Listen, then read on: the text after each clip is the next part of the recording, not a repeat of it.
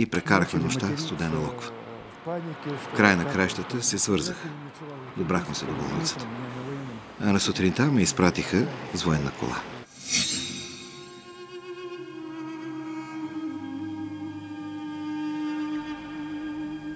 Седемдесетгодишният Хасилбек всяка сутрин буди съселяните си с призив за молитва от джамията и се чуди как след това, което е преживял, моторът му, както нарича сърцето си, още не се е задъхал.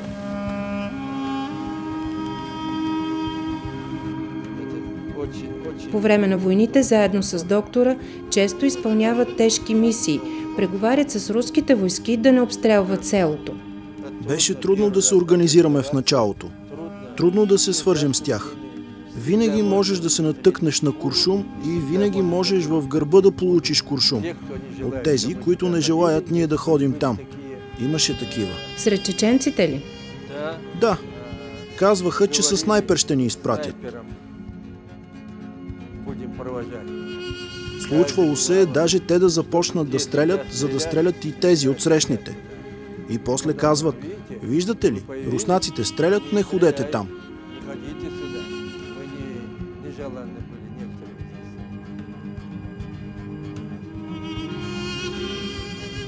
Спомените от войната са събрали тази вечер доктора и неговите медицински сестри. За последните 10 години са се виждали само 3 пъти. Лицата се усмихват, сърцата плачат. Когато в ръцете ти умират момчета, това е тежко. Ако не дай Бог отново се случи, повече няма да издържа. На улицата лежаха цяла купчина младежи, млади момчета. И ти не можеш да им помогнеш. Операционната е една, лекарят е само един. Много видяхме. Добре, че беше Хасан. Ако не беше той, мнозина щяха да умрат. Ние бяхме между два огъня. Не подбирахме. Когато ни доведат и руснак, и чеченец, към всички еднакво се отнасяхме. Доведоха ни една баба рускиня. Да бяхте видели как се грижаха за нея. Всички се грижаха за нея. И след всичко това Хасан беше принуден да замине, заради неблагодарни хора. Животът продължава. Икономиката се възражда бавно, безработицата е поне 50%. 85% от бюджета на Чечения е дотация от Москва. Петролната рафинерия край Грозни тъне в руини. Тези поля на 5-6 км от Грозни пустеят, защото са бомба с закъснител. Хората се страхуват да ги обработват заради опасност от мини. Предупредителни табели не видяхме, но именно в това е проблема. След войните в Чечения никой системно нито е разминирал минните полета, нито ги е обозначил. Чечения е една от най-силно минираните територии в света. По данни на местната хуманитарна организация Гласът на планините, на проверка и разминиране подлежат до 500 квадратни километра, но с темповете, които се прави, това може да отнеме и 50 години.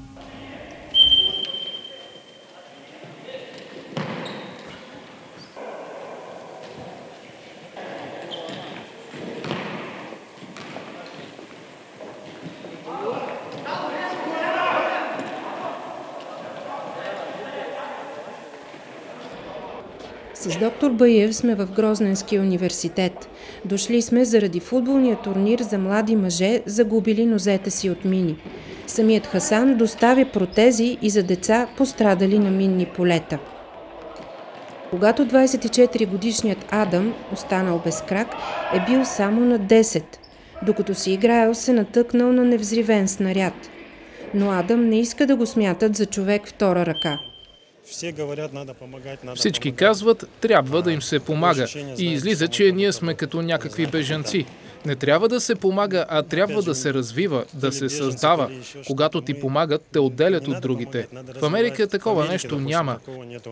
Всичко, целият град е устроен така, че човек на инвалидна количка може да отиде навсякъде. Ако у нас имаше повече чиновници, които имат някакви увреждания, сигурно щяха да гледат по друг начин на нещата.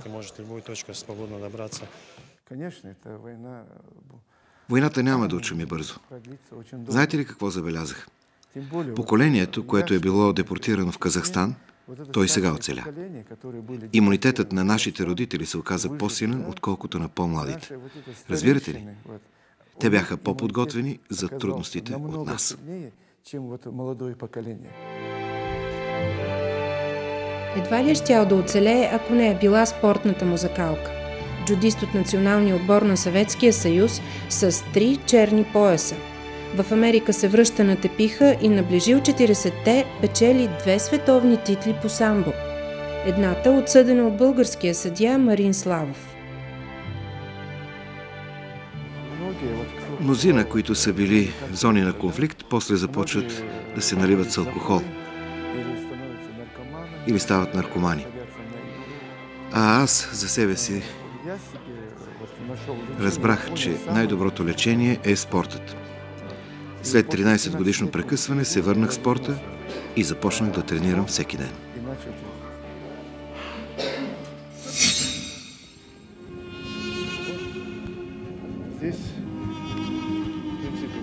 Ето тук мина цялото ми детство.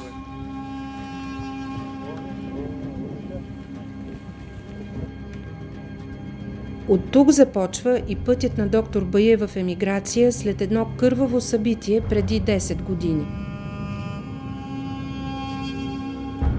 На 31 януари 2000 година няколко хиляди души напускат обсъдения Грозни.